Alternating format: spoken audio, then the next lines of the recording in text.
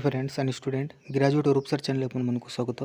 तो आज आम भिडियो आलोचना करवा +3 5th semester history honours paper 11 3 mark प्रश्न उत्तर जोटा कि बहुत इंपोर्टेंट। आग भिडियो आम आलोचना कर सब 1 मार्क सर्ट क्वेश्चन आप जानते आम चैनल जदि जो पिला अच्छा आगु तो जानते आप आम सबुदिन एमती सब क्लास करूँ जोटा कि इंपोर्टेंट जो प्रश्न सब रोचे आम सीरियल वाइज सब प्रश्न आम करुँ क्लास।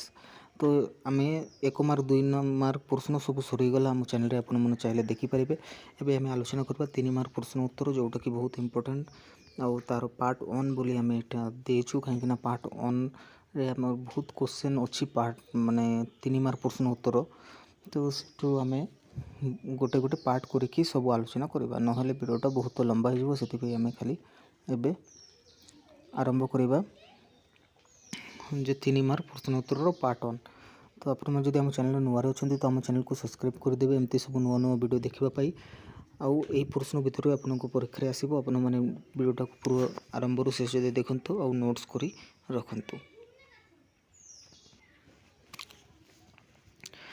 विलंब नक देखा ये देखु 3 मार्क प्रश्न। तो 3 मार्क प्रश्न आम आलोचना 1 नंबर देखा वियेना सम्मेलन 1815। तो उत्तर देखा जदि कौन घटना सहित 19 यूरोपर सबु प्रभावशाली राष्ट्र संपृक्त होते तेबे ताहा थिला 1815 ख्रीष्टाब्दर वियेना सम्मेलन। दीर्घ 2 दशंधि धरी यूरोप को युद्ध क्षेत्र में परिणत कर नेपोलियन बोनापार्टଙ୍କର अल्टरु युद्ध रे पराजय पर विश्ववासी शांति निश्वास मारी भविष्य से जेपरी विपद सृष्टि न करती तार प्रतिकार करवा ओ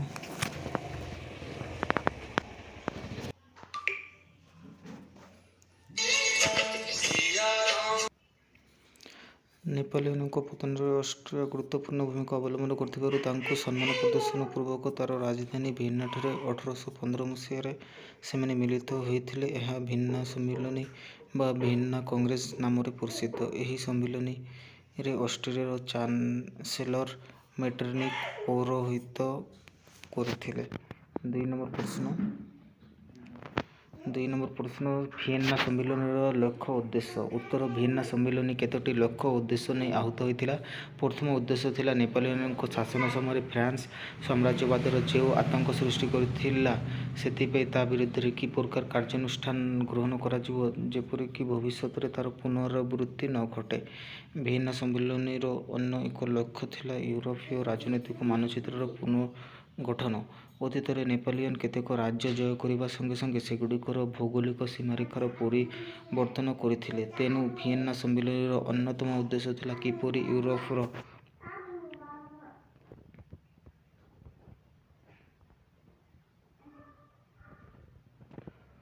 पुनर्गठन करी एहार राजनैतिक मानचित्र को नूतन रूप देवा। तेणु पुरातन शासकगण को सेमाने शासन करथिबा अंचल देवाकू स्थिरीकृत हैला। वियेना सम्मेलन अन्यतम मुख्य उद्देश्य थिला यूरोपीय महादेश में स्थायी शांति प्रतिष्ठा करबा। तेणु भविष्य में समस्त प्रकार उदार और वैप्लविक चिंताधारा गुड़िक विरोध करने मिलित भावे चेष्टा करा जिबा बोली सिद्धांत निया जाइथिला। 3 नंबर प्रश्न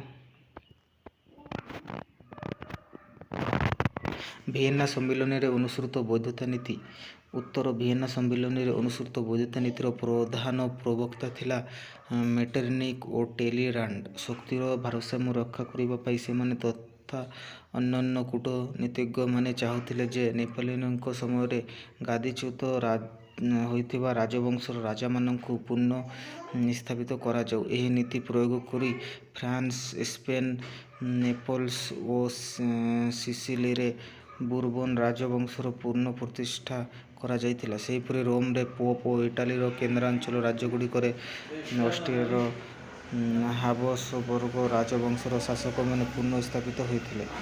जर्मनी रे क्षुद्र राज्यगुड़िकर पुरातन शासक मानक अधिष्ठित करा जाइथिला। हॉलैंड रे ऑरेंज राजवंशर राजत्व ସଭାର ପ୍ରତିଷ୍ଠା କରାଯାଇଥିଲା। ଏହିପରି ଭାବେ ବୈଧତା ନୀତି ଅନୁସରଣ କରି ଭିଏନା ଶକ୍ତିମାନେ ନେପୋଲିୟନଙ୍କ ସମୟରେ ଗାଦିଚ୍ୟୁତ ଶାସକମାନଙ୍କୁ ସେମାନଙ୍କ ରାଜ୍ୟରେ ପୁନଃ ଅଧିଷ୍ଠିତ କରାଇଥିଲେ। 4 ନମ୍ବର ପ୍ରଶ୍ନ ଦେଖିବା ଆମର ଯେ ଭିଏନା ସମ୍ମିଳନୀରେ ଅନୁସୃତ ଶକ୍ତିର ଭାରସାମ୍ୟ ରକ୍ଷା ନୀତି। ଉତ୍ତର ଭିଏନା ସମ୍ମିଳନୀରେ ଅନୁସୃତ ହୋଇଥିବା ଦ୍ୱିତୀୟ ନୀତିଟି ଥିଲା ଶକ୍ତିର ଭାରସାମ୍ୟ ରକ୍ଷା ଓ କ୍ଷତିପୂରଣ। ଫ୍ରାନ୍ସ ବା ଅନ୍ୟ କୌଣସି ରାଷ୍ଟ୍ର ଅନ୍ୟ ୟୁରୋପୀୟ ରାଷ୍ଟ୍ରମାନଙ୍କଠାରୁ ଅଧିକ ଶକ୍ତିଶାଳୀ ହୋଇ ଭବିଷ୍ୟତରେ ଯେପରି ୟୁରୋପରେ ଶାନ୍ତି ବିପନ୍ନ ନ କରନ୍ତି ସେଥିପାଇଁ ଭିଏନା ସମ୍ମିଳନୀରେ ଶକ୍ତି ଭାରସାମ୍ୟ ରକ୍ଷା କରିବା ପାଇଁ ପ୍ରଯତ୍ନ କରାଯାଇଥିଲା। ଏଥିପାଇଁ କେତେକ ରାଷ୍ଟ୍ର ନିଜ ନିଜ ଅଞ୍ଚଳକୁ ଅନ୍ୟକୁ ହସ୍ତାନ୍ତର କରିଥିଲେ। ପୁନଶ୍ଚ ଭାରସାମ୍ୟ ନୀତି ପ୍ରୟୋଗ କରି ବିଭିନ୍ନ ଅଞ୍ଚଳକୁ ରାଷ୍ଟ୍ରମାନଙ୍କ ମଧ୍ୟରେ ବଣ୍ଟନ ସମୟରେ କେତେକ ରାଷ୍ଟ୍ର ନିଜ ଅଧିକୃତ କିଛି ଅଞ୍ଚଳ ଅନ୍ୟ ରାଷ୍ଟ୍ରକୁ ହସ୍ତାନ୍ତର କରିବା ଫଳରେ ତା'ର କ୍ଷତିପୂରଣ ବାବଦକୁ ଅନ୍ୟ କିଛି ଅଞ୍ଚଳ ପାଇଥିଲେ। ଏହି ନୀତି ଅନୁଯାୟୀ ଅଷ୍ଟ୍ରିଆର ବେଲଜିୟମକୁ ହଲାଣ୍ଡ ଦିଆଯାଇଥିଲା। ଏହାର କ୍ଷତିପୂରଣ ବାବଦକୁ ଅଷ୍ଟ୍ରିଆକୁ ଲମ୍ବାର୍ଡି ଓ ଭେନେସିଆ ଆଦି ଇଟାଲୀର କେତେକ ଅଞ୍ଚଳ ଦିଆଯାଇଥିଲା। ସେହିପରି ସ୍ୱିଡେନ ଅଧିକୃତ ଫିନଲାଣ୍ଡକୁ ରୁଷିଆକୁ ହସ୍ତାନ୍ତର କରାଯାଇଥିଲା ଓ ସେଥିପାଇଁ ସ୍ୱିଡେନକୁ କ୍ଷତିପୂରଣ ବାବଦରେ ନରୱେ ଦିଆଯାଇଥିଲା। 5 ନମ୍ବର ପ୍ରଶ୍ନ ଭିଏନା କଂଗ୍ରେସରେ ଫ୍ରାନ୍ସର ପୁନର୍ଗଠନ। ଉତ୍ତର ଭିଏନା ସମ୍ମିଳନୀରେ ଯୋଗ ଦେଇଥିବା ଦେଶଗୁଡ଼ିକ ମଧ୍ୟରୁ ଫ୍ରାନ୍ସ ଥିଲା ପରାଜିତ ଦେଶ। ମାତ୍ର ଏହାକୁ ପ୍ରତିନିଧିତ୍ୱ କରୁଥିବା ଟାଲିରାଣ୍ଡଙ୍କ କୂଟନୀତି ଓ ପ୍ରଭାବ ଯୋଗୁଁ ତାହା ପ୍ରତି ଦଣ୍ଡନୀତି କଲହ କରାଯାଇଥିଲା।